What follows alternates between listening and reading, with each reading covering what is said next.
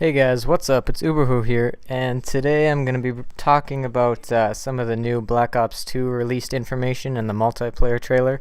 But first, I want to comment on the gameplay. Me and some of my buddies were just messing around on Black Ops, messing with some stupid and underpowered classes, so we're all using the Olympia here, I believe. I'll jump into the Black Ops 2 trailer, I guess. If you haven't seen it, I'd definitely go check it out. Revealed a lot of new stuff, interesting stuff. And the first thing I guess I want to talk about is the class setups. And the way it's going to work, apparently, is you're going to have 10 different options. So that includes, like, your gun would be one. If you want to put attachments on it, that's another. If you want 2 attachments, I think that's another. Excuse me. You can have, I don't know how many perks you have to have. I would assume it would have to be at least one, but then you can have up to 6 perks, so you can not carry a secondary if you want, or not carry stun grenades, or a primary grenade. And I think the way I would like to run that is to scrap secondaries altogether. I'd rather just keep my primary and maybe run scavenger in order to keep my ammo up.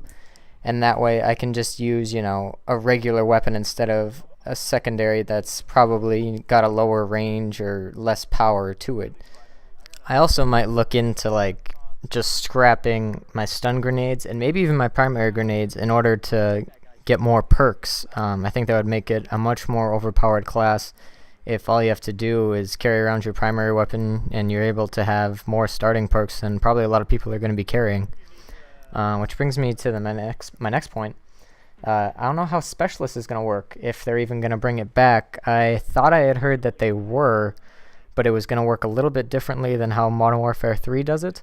I'm not sure how that would work. If you start with 6 perks, are you going to get 3 more and then Specialist after 7 or 8 kills? That's kind of interesting to me.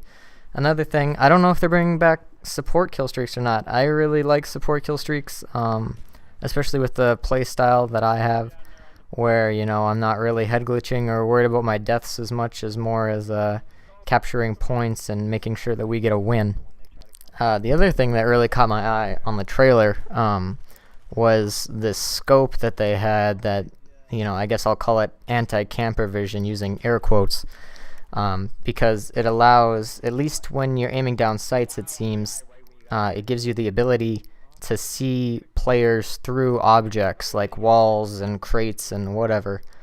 They say it's supposed to help stop camping, but it seems like it actually might condone camping in a sense, unless the only way it works is if you're aiming down sights and moving around. I mean, people could probably still find ways around it where you're sitting in a corner and just kind of strafing side to side to see if somebody's coming. But I hope they really think that through when they're calling it anti-camper vision, because I think you really need to be on the move if that scope's going to work and allow you to see players before they even know what they're coming across around the corner. Also, the knifing system seems to be different. It looks as if you're going to have to carry a knife as either your primary or secondary weapon, and you're actually going to have to physically switch to the knife in order to be able to stab somebody, which I think is really good. Panic knifing can be a real sore spot, especially when, you catch somebody off guard and all they do is accidentally swipe their joystick and they kill you with a commando type lunge. It can be really frustrating. I've been on both ends of that. But yeah, I think it's a good thing. It's got to be a secondary weapon, I would imagine. The last thing from the trailer that was really interesting was what seemed like multi-team deathmatch. It doesn't really specify whether it's 3 or 4 teams. They seem to be taking some cues from Halo in regards to that game type, and something else, the leagues, I'll be talking about in a little bit. But in Halo, I believe it was 4 teams. I haven't played in a long time. But either way, 3 or 4 teams adds a new interesting dynamic to the game. Lately in the last couple CODs, I haven't been a real big fan of team deathmatch, mainly because you come across a lot of campers and people who just wait for their kill streaks and they do most of the work. I'd rather play an objective game type where there's more thought process to it than, sit in a corner or hide behind a head glitching spot and use aerial kill streaks. What I'm most excited for appears to be like this different leagues type thing that they have going on. And what it's supposed to be based off of is kind of like Halo's matchmaking system, their competitive matchmaking system, that is, where wins are basically the only thing that matter. KD, might play a role in terms of winning, depending on the game type, but all that really matters towards you becoming a higher rank or to change over into a different league would be the actual winning of the game.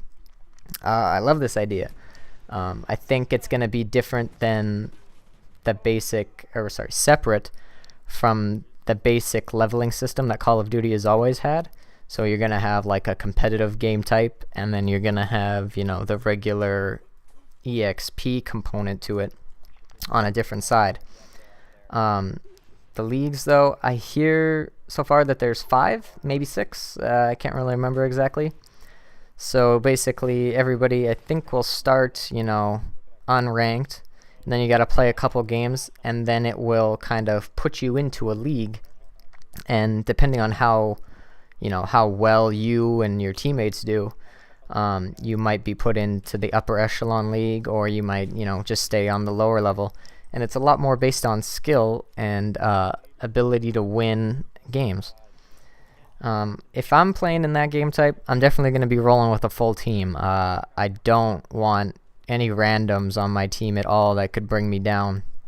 I don't even like that in the EXP side of Call of Duty, because it can be frustrating playing with players who don't know what they're doing or aren't as skillful as others.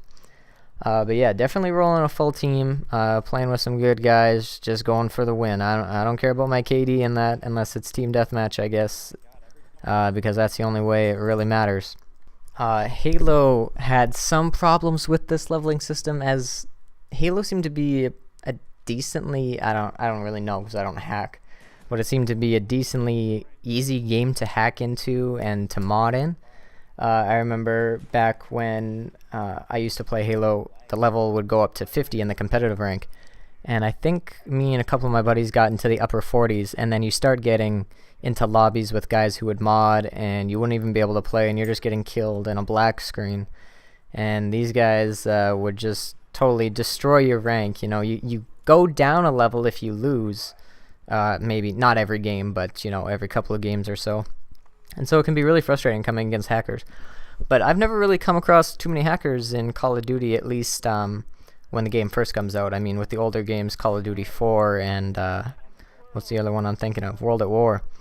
Those ones seem to be pretty hacker full now, but Call of Duty is pretty good about jumping onto hackers right away and getting all their kind of kinks and errors fixed up real quick. So I'm not too worried about that. What I am kind of curious about, though, because in Halo, everybody starts out with the same weapon, and then you can pick up weapons laid out variously around the map. But how is that going to work in the competitive playlist of Call of Duty? Because, you have your class customization. So how is the leveling going to work? Is that going to take from your EXP side, and those are the guns you get to use? Or is everybody else going to have, the same set of weapons to choose from, and then you can go from there? That'll be interesting to see. But definitely really excited for this leagues thing. I'm going to be shooting for that upper echelon. But it's going to be tough, I think. I think it's going to be the top 18% is the rumor are going to be in that, and there are a lot of really good players out there. I'm not saying I'm the best, but I think I stand a shot at getting in there. Well, I think I covered pretty much everything I wanted to there, at least in the first go. But I'll definitely be keeping my eye out for more information and more trailers and stuff. I'm gonna try to get the game early November, probably just 2 or 3 days before, and I'll try the game out and let you guys know how it's going.